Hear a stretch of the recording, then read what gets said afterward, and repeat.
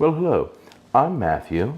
Welcome to my Kentucky kitchen. For a change, we are not out in the garden. We are in the house because it is a sweltering hot day, and if I recorded with all these flowers outside, they would probably not make it through the film, despite my quite expert conditioning. In fact, one thing I want to talk to you about today is conditioning and simple, really simple things that you can do with just a handful of blooms.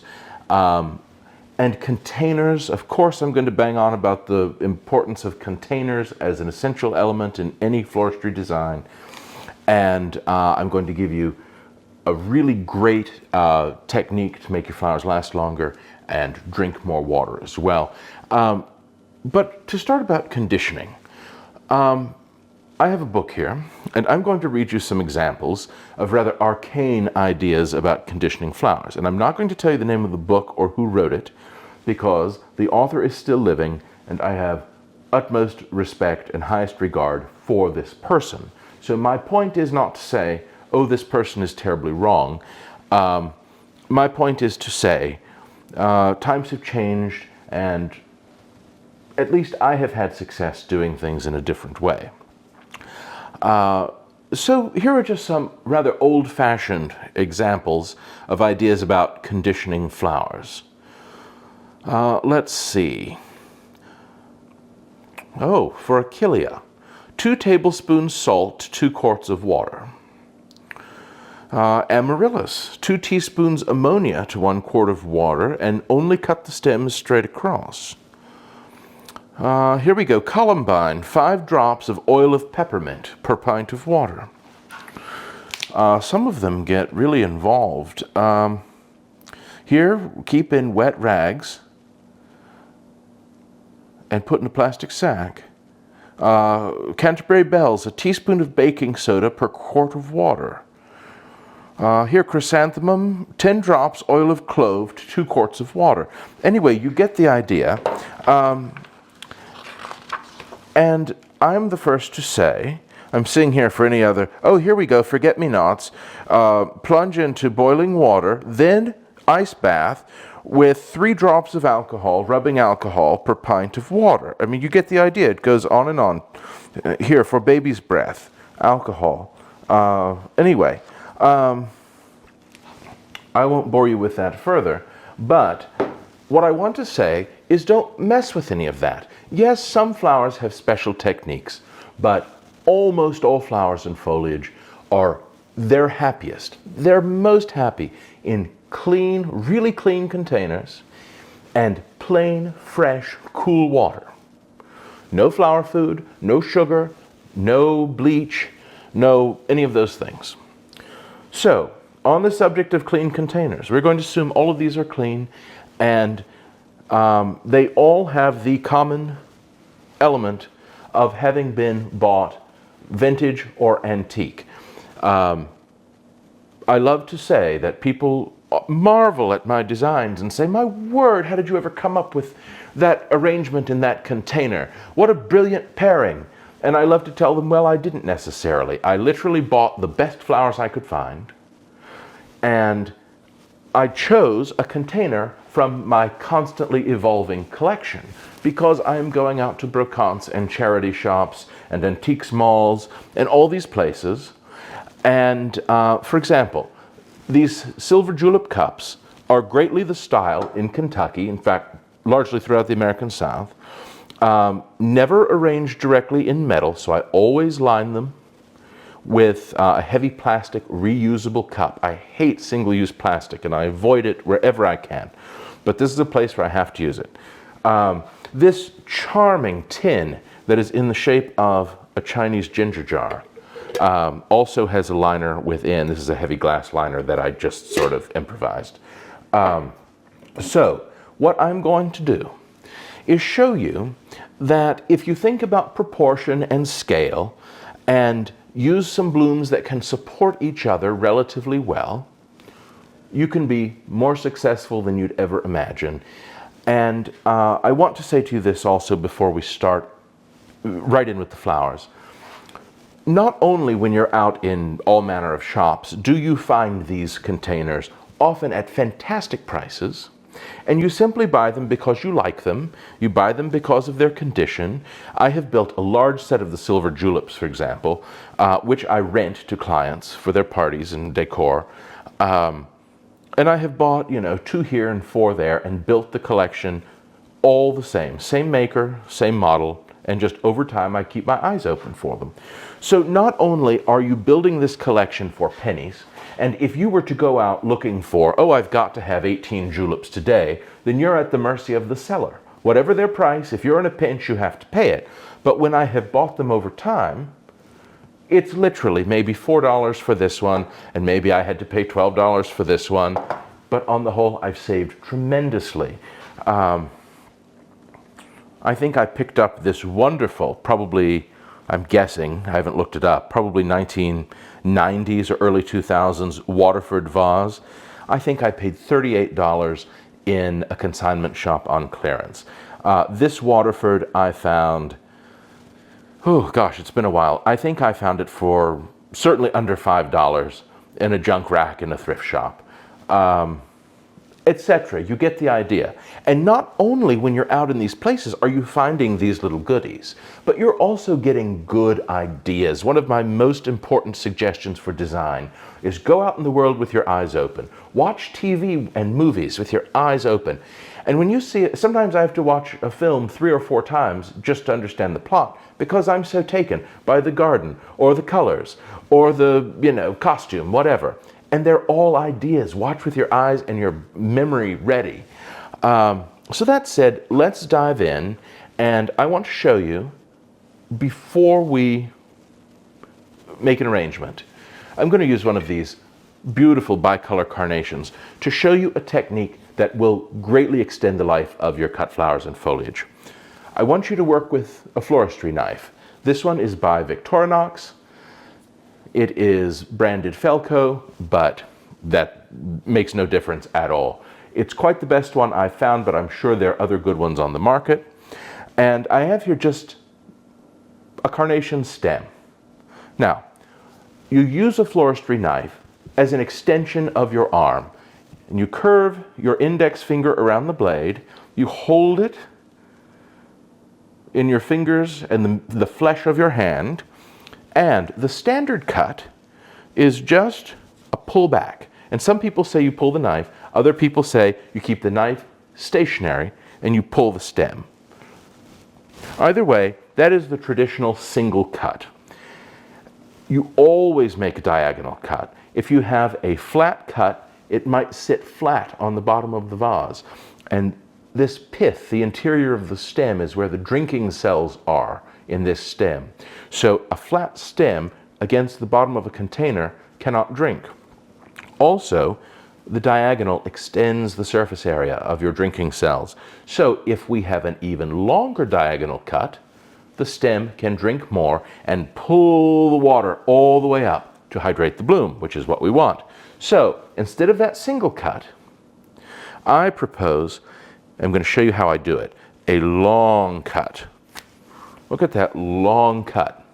Now, to do it, you start at the back of your blade and you draw it diagonally across the length of the stem, pulling down on your blade. So instead of crushing through all at one place on your cutting edge, you allow the edge to actually slice for you. Now, before that became my habit, I learned to make the standard cut, just like that, and then augment it with a second cut a little higher up. Down we go, and suddenly you have the long cut made in 2 passes. But with practice, in time, you can make it your habit. And that really long cut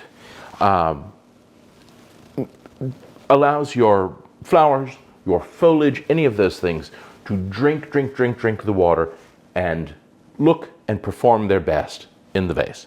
So, with that little skill, what are we going to do? Well, I happen to have some peonies here. Let's do a couple of juleps with peonies. We are literally playing. We are having fun. I don't have a plan. I don't know how this is going to go, other than I'm using beautiful materials and I'm going to look at it as I go. Does it seem too short, too tall? Might it need a little foliage? I've got those things here. And I encourage you to approach this kind of small project, with which, by the way, a couple of these down the center of your table, and you'll have a very festive party in no time. So, let's just see. I'm going to make a long cut and just plop it in. Isn't that pretty? Look at that sensational fuchsia color. Let's put this impressive white beauty. It might slightly dwarf it, but sometimes nature does that sort of thing. Now, the main technique I'm using here is just leaving enough stem to anchor the bloom against the side of the container. That's all I'm doing. And might I have here something small? Let's see, something different. Let's try this one. I'm removing any foliage that might fall below the waterline. That is absolutely essential. Let's see, that might be a little long. Always my long cut. And this one is sort of hooked. So I'm going to remove these leaves, which are a little dry, and we'll see if we can let the shape of the stem help us along. Look at that. Not bad.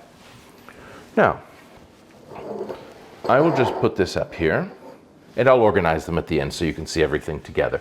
That was easy, right? Let's do another one.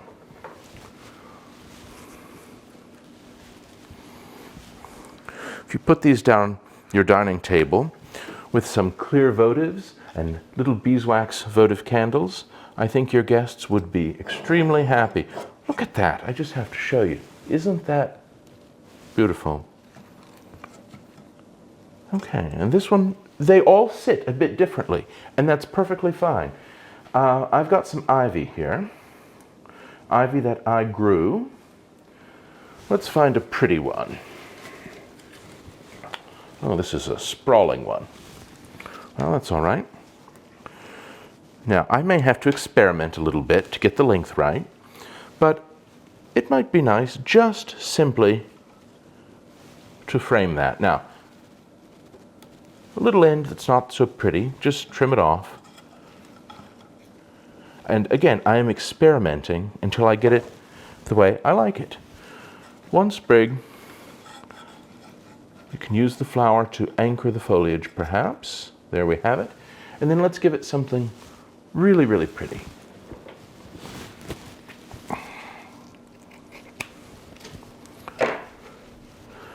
Now, the florist I began with was a huge proponent of never, ever putting down your floristry knife. I really learned the knife technique from him. No matter what he did, he sort of did with his index fingers and thumbs like a pincher. He never put down the knife. So it is a good way to work if that works for you. If it doesn't, just work it out your own way. Now, what have we here? Here we have a white with a golden center peeking through. That will be a nice contrast, I think. Look at that. Pretty as can be. Little sprig of ivy. And if you're making a grouping of these, you can keep in mind, yes, one sprig of ivy doesn't look like much, but if this one has none, and this one has one, and the next one might have three, then by the time you get to the end, collectively, you see the ivy. You can squint your eyes and almost encounter it as one dispersed arrangement. Okay, I'll do one more of these for you, just for the effect, and I'll show you something a little different. I also have here some trimmings of pittosporum. This is a miniature variegated pittosporum that I was using for a quite fabulous bouquet earlier. So let's just see what it does here. Now, if you have watched my content before, you know my rule. When you have any kind of material that curves, you want it to curve up like it's growing to the sun, not lilting out. Now this is a bit of an exception because even though it comes out, it's sort of coming back up. But let's put it in, facing up, and maybe we'll even give it slightly more. for a little bit of balance, if you find anything on any of your foliage that looks like a young tip, go ahead and pinch it off. It will almost inevitably go over, in other words, wilt, and give a less than impressive look. Okay, look how easy that is. No foliage in the water. Now, maybe we take this one big blousy peony. I'm going to cut it at a strategic length that I hope will sit right in that little nest. And look how pretty. You could add, before you drop this in, just a tiny bit of feverfew or white aster with a little kind of chartreuse yellow center, and it would be just as pretty. Absolutely beautiful. Look at that, and you see them together. So, what else? I want to talk to you, I'm going to move these out of the way for a moment. I want to talk to you about the deceptively, I hate to say complicated, but there are a few things you need to get right. Bud vase. What could be prettier? But also how often they are done badly. I bought this pair also at a thrift shop this week, $2 a piece, vintage Waterford, pristine condition. I brought them home, cleaned them up, and here they are. If I can do it, you can do it. But you don't find if you're not out searching. So, here is a rose that I grew, Tropicana. Has a very light scent in this beautiful 1950s sort of coral lipstick color. One of my grandmothers always grew Tropicana by the entrance door to her house. So, for success with a bud vase, you have to have the right relationship of stem and vase and volume of flower head. If I put this in just like this, I would not want it to be any shorter. I've already removed the leaves and the thorns for a class I taught earlier. So that is a little short for me, but I would not complain. And how do I know what they should look like? Because I look around. If you look at vintage pictures of restaurant tables, kind of glamour trains like the Orient Express, you see them done beautifully. And you intuitively know when the proportion is balanced, they're right. And that's what you want to emulate. Also, give it a try. When you get it right, you'll know. When you don't get it right, you'll know what to try doing differently next time. So there's one. I will do another one for you. This is another Tropicana. Look at that beauty.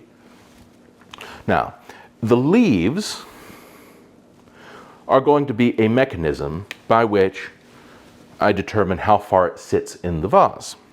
So, I'm going to remove any foliage that sits below the waterline. I'm going to just use my thumb to pop off any thorns.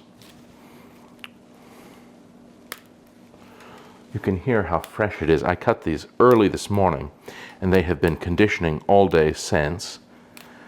And even though I used them to teach class, they are in beautiful condition.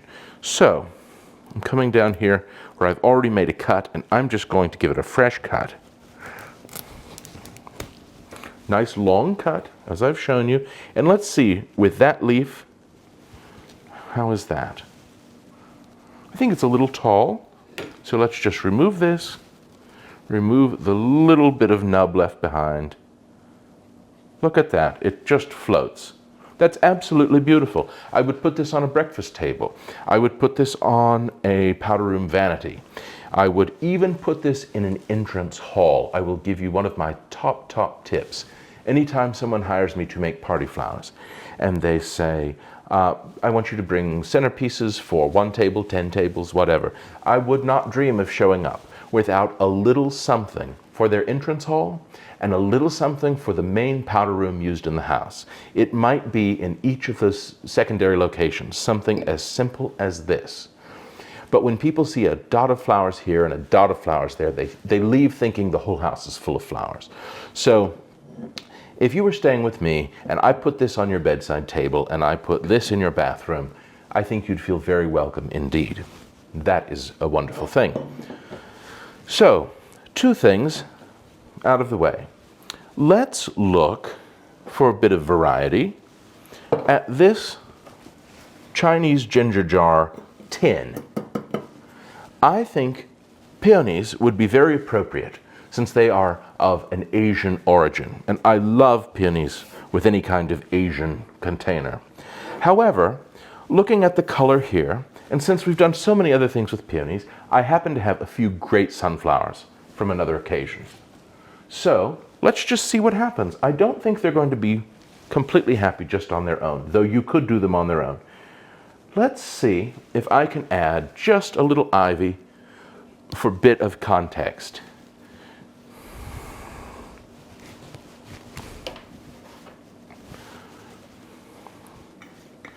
Okay, now if this will not fall down, I don't think it'll work for this.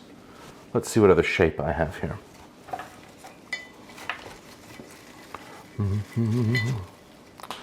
Okay, let's see how this one is behaving. Just removing anything that doesn't look, it's certainly not in bad condition, but maybe the shape of it is not exactly right. So this is a big, bold sprig of ivy with a nice long cut. Even for this skinny, skinny little stem, we want a nice long cut. Now, we just put this here. Boy, that leaf looks like it has seen a better day. And we can probably anchor that with one of these sunflowers. So let's see how we do. I'm making, as you see here, long cut. And just throw that long stem out. And with your leaves, sunflower's a bit tall yet, with your leaves on foliage, just like your flowers, they have a direction to them. And you generally want to see the front face of them because we most often view flowers, I'm removing this leaf, most often view flowers from above. Now, let's see. I might decide I don't like this ivy. But you don't know sometimes until you try. Okay, another long cut. Here we go. The back of the blade all the way pulled down to the tip. This thick stem, I didn't quite make it through. That's probably a bit long, so I'll shorten it. Same kind of long cut. There we go.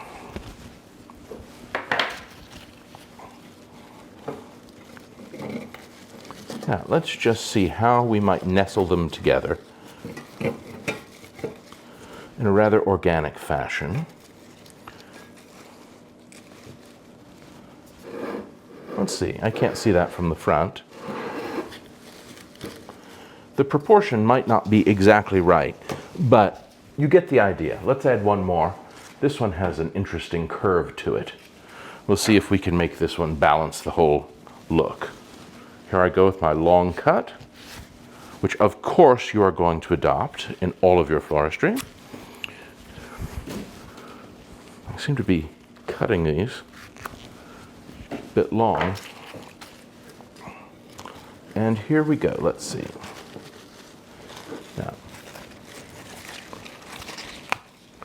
I'm going to take those big floppy leaves off. Let's see how I feel about the ivy. I think it's probably not going to cooperate.